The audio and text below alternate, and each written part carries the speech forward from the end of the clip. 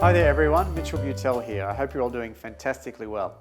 Now, I don't always wear a gold jacket when I'm just casually hanging out in the library at State Theatre Company South Australia, but I do wear it when I want to celebrate the fact that this year State Theatre Company South Australia is having its Golden Jubilee, our 50th birthday.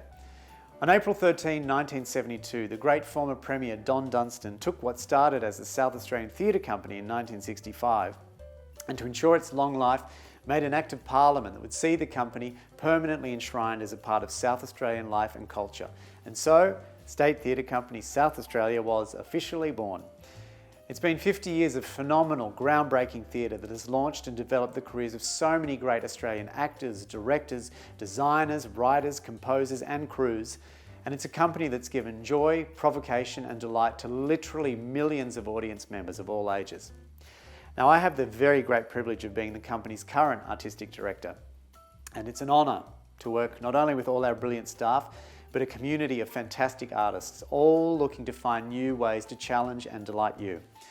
That desire to delight has informed the company from its beginning, and while the artistic directors and artists may have changed over 50 years, that mission still burns very brightly.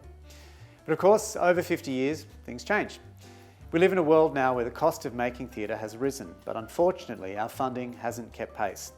Since 1972, it's actually gone backwards in real terms, and especially recently. We're much more reliant on box office these days, which is, of course, a great motivator to creating superlative and resonant work. And we run a very lean ship to ensure as much money as possible goes towards the art. But the reality is that with increasing costs and declining funding, where we could once afford a dozen actors in every play 8 times a year, now we can afford about 2/3 of that. That's less work for artists and smaller shows for you. Sometimes a small show can affect us very deeply. Justine Clarke's recent solo star turn in Girls and Boys is a great example of that, and she was widely acclaimed in that sold-out season. But we want to make sure that you also get shows of scale and size and ambition that affect you in other ways, like our wonderful recent co-produced musical, Girl from the North Country.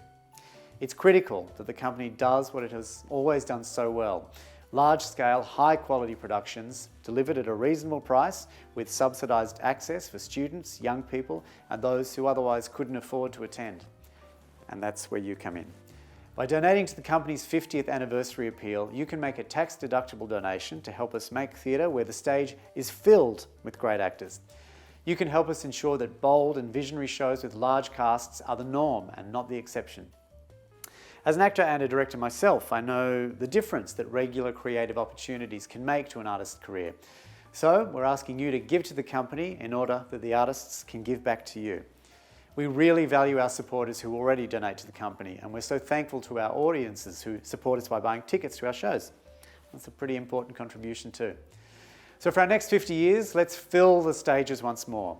We've got so many great plans for so much fantastic theatre over the next few years. Please help us make those plans into a reality. And together, let's make another golden era. See, I had to say it all ties in eventually.